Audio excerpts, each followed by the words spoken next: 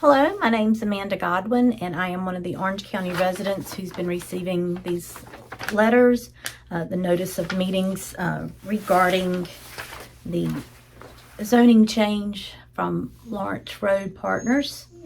And this does definitely affect me. They sent this letter out. It says, you're receiving this letter because you are listed as a property owner within 1,000 feet of a parcel of land in the southeastern quadrant of US 70A and Lawrence Road. So I'm within 1,000 feet of this piece of property, and they're right. This is the piece of property they want to rezone. My house is here. So yeah, it affects me. I wanted to use this format to address my concerns and my objection to this proposal. I hope I don't make this too long, but there's a lot of objections. A couple of the areas I've gone to hear other people out is next door. There was a lot of big conversation about this thing on next door, and there were people who literally accused those of us who are against it of being against better education, which is an asinine thing to say. Who's against better education? Nobody. So a couple of things to note here in this pretty little picture that the developer drew up for us is that these baseball fields, this tennis courts, they don't exist anywhere except for his imagination. He would have to find some athletic club or somebody else to build those. That's not even on his agenda. He just wants the bid to build the school. The charter school has been approved by the state to come to Orange County. That's coming. That's not even a problem. It's coming. So those of you who really believe that charter schools are what's best for the community, that is coming. It doesn't have to come to this spot. So he has drawn this really pretty picture. He's filled all the spaces. What he only wants is the charter school. So, what he's done, he's drawn this really pretty proposal, and he has wrapped it up so nice. He's got nice packaging, sparkly ribbon, nice little bow. He's put his proposal in it, all packaged and nice. And this is what he's handed us. Okay, this is for those who don't want to do the research, for those who don't want to look into it further. Yeah, this is very attractive packaging. I agree. Beautiful. So I'm going to get down to it and explain exactly what we're opposed to. And I can guarantee you it is not better education. So a charter school is a school that receives government or taxpayer funding, but operates independently of the established state school system in which it is located. And I personally don't have an issue with charter schools. I don't want one at this site, but I personally don't have a problem with charter schools. I actually tried myself to get my now 4th grader into one, but I never could win that enrollment lottery. I got up to like number 6, and then I just gave up. She liked the school she was in. So I personally don't have an issue with them, but some people do, and they have a right to. Most charter schools do not have their own transportation. Some do. Most don't. They don't have the public school buses like a public school would.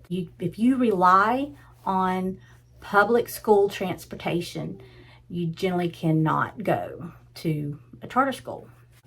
Underprivileged families, these schools do not service. The bottom line, a charter school does not mean more money for the county. It takes money away from existing schools. Charter school student enrollment is done by lottery, so kids within literal walking distance are not even guaranteed acceptance into the charter school. Charter schools don't use the public schools transportation, so only families privileged enough not to depend on that service can even access the school. Okay, one objection I saw, which was one of mine also, water runoff for a big construction site like this. There is a reason that this site is zoned the way it is to protect the environment and protect the other properties. The water runoff is an issue in pretty much all of Orange County, but in this area, places that I know for a fact, 2018, the Sportsplex, which is only about 3,000 feet away, maybe a little over 3,000 feet away from this site, as a bird flies, built this beautiful field house. They spent like $3.8 million building the field house. When a couple years later, they had to spend about a quarter of the $3.8 million to fix the ice rink. And that's because the water runoff from the field house went under the ice rink. The ice rink equipment froze that water, it expanded and broke the ice rink. Again, just one example, maybe 3,000 feet away is not enough for anybody to care about the Lawrence Road project. Maybe it's too far away. I'm going to show you my neighbor's backyard because I'm too scared to go in my own backyard to do this. And it had not rained for a couple of days, and you'll see my daughter's feet literally sinking into the ground. Again, and that is only a couple hundred feet away from this site.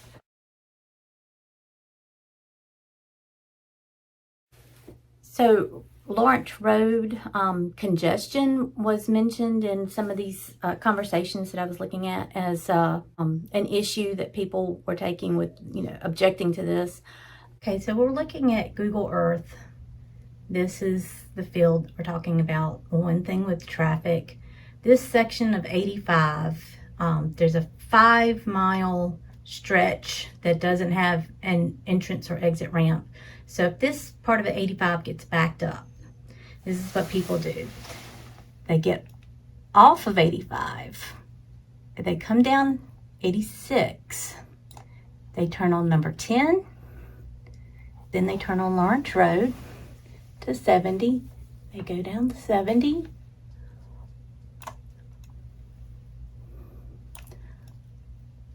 all the way to Durham until they can get back on 85. So anytime this part of 85 gets backed up, there's extra traffic, both on the Lawrence Road and on 70.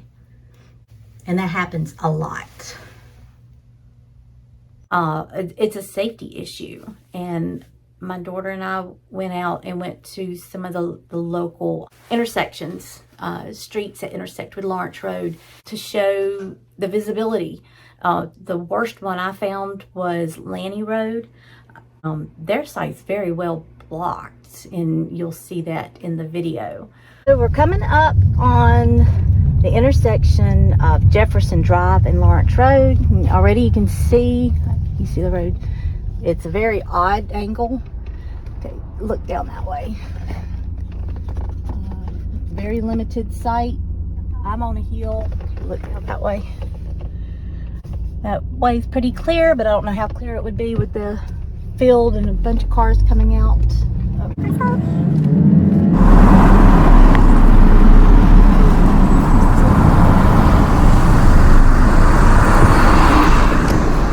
Alright, so now we're at the stop sign.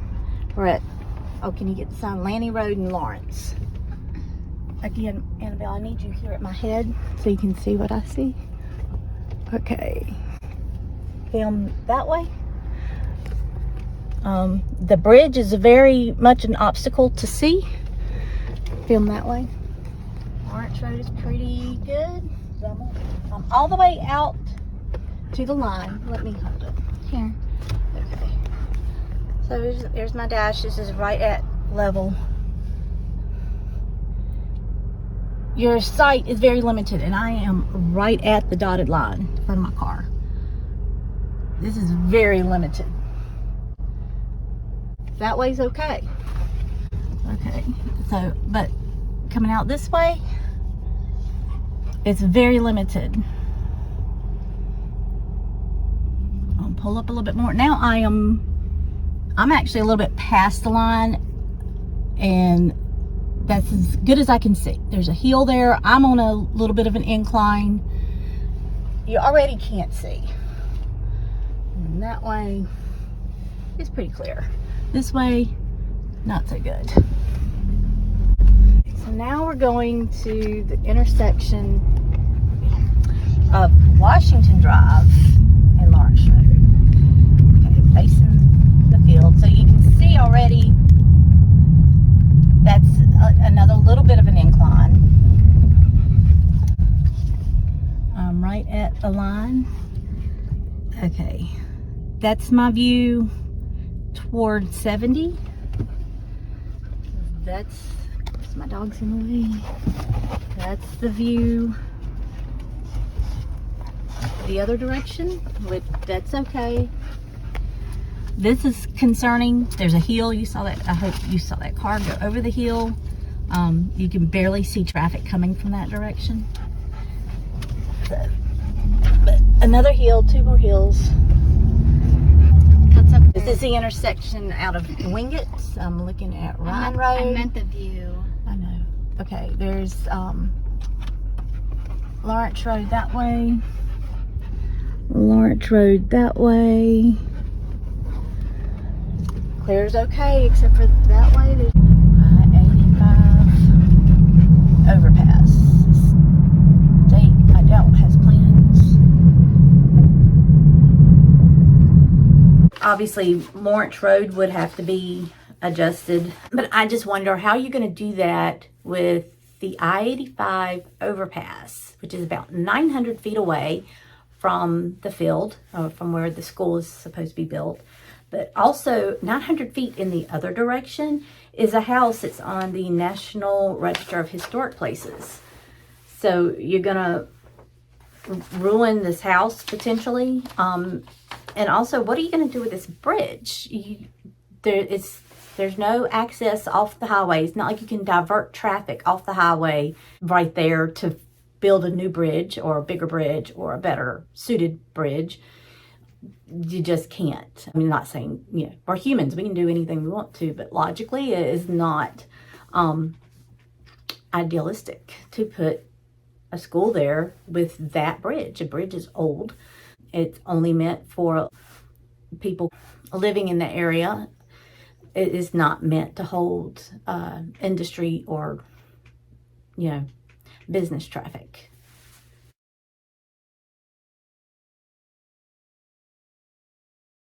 Okay, the developer bought the property knowing that it was zoned for residential.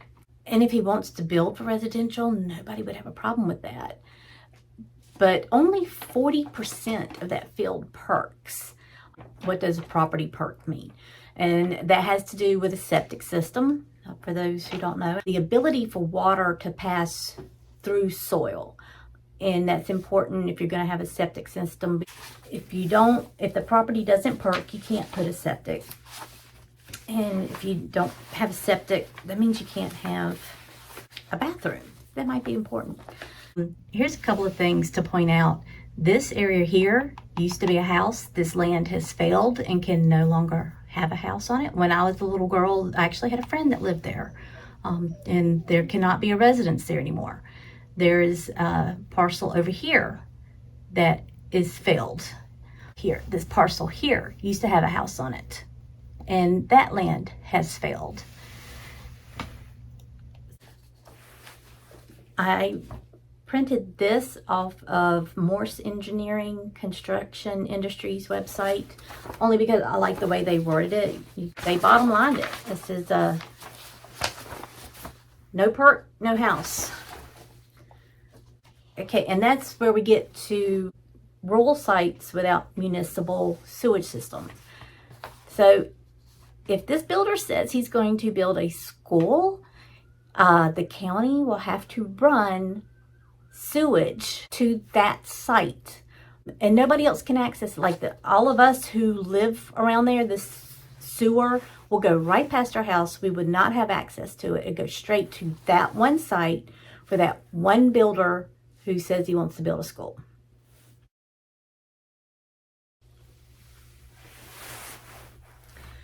So if you want to argue that the property owner should have the right to develop his property as he wants, yep, I agree. if he was wanting to do it within the exact same zoning rules that all the surrounding property owners have to abide under. But that's not what's happening. This property owner wants to bypass the building restrictions the owners to the north, south, east, and west of him all have. The equivalent of what he wants to do is to have it legal for people named, let me just pick a name out of the sky, people named James Parker to drive north in the southbound lanes of I-85. No one else can do it. Anyone else driving north in the wrong lane will be punished. But if you are lucky enough to be named James Parker, there will be no consequences. Not even if you damage someone else's property or hurt someone. It's all good for you.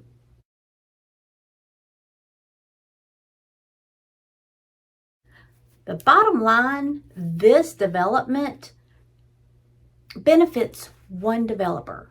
One. A charter school does not mean more money for the county. Almost every school in the county is hiring. And so there is no creation of long-term employment that doesn't already exist. You have the Sportsplex on 70. There's soccer fields and track at West 10 Road. There are baseball fields near the Exchange Club. There's more planned near Gravelly Hills. Pickleball courts are being planned for Blackwood Farm. There's no creation of athletic opportunities that doesn't already exist. There is no community benefit. The only opportunity is for one developer to make a lot of money at the extreme inconvenience and expense of the rest of us. Real quick, just informational thing for everybody, real quick. If you are a sole proprietorship or a partnership, you and your business are the same thing. So your business debts and your assets are all the same. So if you get sued, your business gets sued, and the other person wins that lawsuit, they get your business, they get your house, they get your personal bank account, they get your dog, your car, your boat, they get everything. Whatever assets you or your business have is now theirs. Okay, if you are an LLC, your business debts and assets are separate from your personal. So if someone sues your business, they get your business maybe and your assets from the business, but all your personal assets are yours to keep. A PLLC is the exact same thing as an LLC as far as your debts and assets, but there's a restriction on who can be the managing partner of an LLC. It has to be a licensed professional. So you're going to look at your doctors, your lawyers, your accountants, your architects, your engineers, that sort of thing can be a PLLC. But as far as finances, debts, and assets, it's the exact same as an LLC. So if somebody sues your business, again, for PLLC, assets from the business are gone, personal assets, you're safe. Lawrence Road Partners purchased this land back in April. If he's a career developer, which he is, he probably knows that it doesn't perk, or it doesn't all perk. It's very limited into what you can build on it. Getting county sewer run there was the best way to maximize the profits off of his investment. There's nothing wrong with that, okay? Just for fun, I looked up who was this Lawrence Road Partners. Lawrence Road Partners, who purposely purchased this field knowing that it was not zoned for what he wanted to do with it. So I went to the Secretary of State website. Lawrence Road Partners is managed by Hillsborough Development Partners. Okay. Lawrence Road Partners, managed by Hillsborough Development Partners. Hillsborough Development Partners is managed by George Horton and James Parker. Okay. Down here. So George Horton also is a company official of another LLC and another corporation.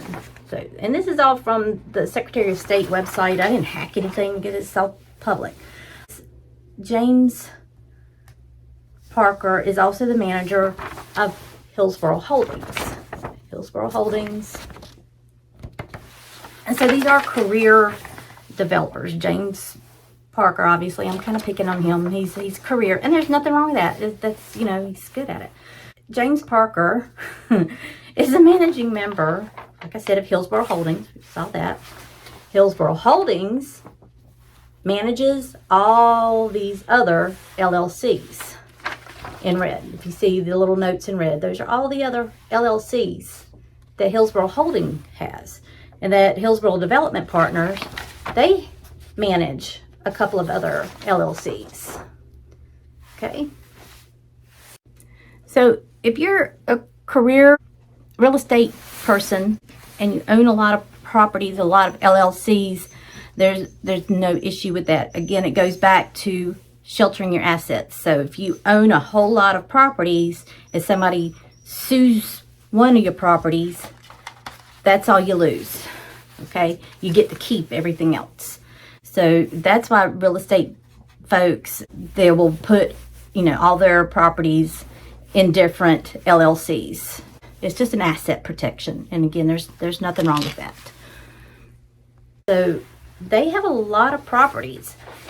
So this guy is not stupid. And so why would he buy property that he knew is limited? He knows better. So I went digging. I'm like, he has to have friends, right? I mean, if you're been on this earth any amount of time, you know, politics and development kind of goes hand in hand. So I finally found it. What I have found, now this was from Chapel Hill Alliance for Livable Town. Did a little bio in April 2018. They did a bio on all the candidates for county commission. And yeah, I'm you know, I only printed out 2 pages. I stopped here at Earl McGee. Do you see that under careers? Well, career, it says he's a farmer, but it also says he's engineer, Summit Engineering Inspector. By any chance, did you catch these entities that are all held by James Parker? He has a PLLC. I spoke about the PLLCs. Summit Engineering Services. So, yeah, we have a county commissioner employed by Summit Engineers, the people who want to develop this.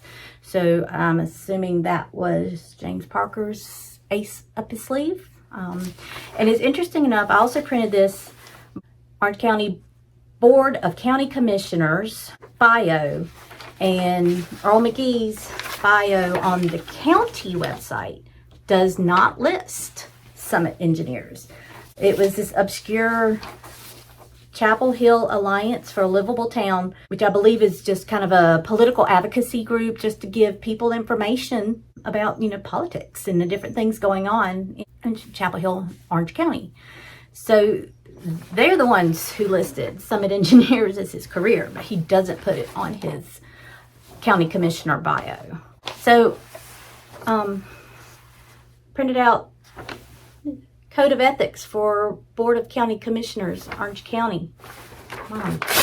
Obviously, come on, you know, this is no good.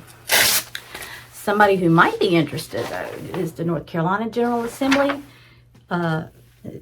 Under conflicts of interest, which is at the very top of this page. Yeah, Mr. McGee is, according to his commissioner bio that political advocacy group put together, is employed by the company who wants to drive north in the southbound lanes. So all I can say is, you know, anybody who votes yes on this, you want to, you know, give this privileged white male capitalist rights that other people don't have. I mean, how Republican can you be? Go Republican! Yeah, interesting. Okay, so there's my views. Take them for what they are. I'm a nobody, other than a little bit of a taxpayer and property owner who's going to be directly affected by this. Otherwise, nobody. Let's look at this package again. Oh, it's pretty. It's so pretty, Holly. He really did wrap it up well. Let's look again at what he gave us. Look at that. It's a big pile of... Yay for capitalism.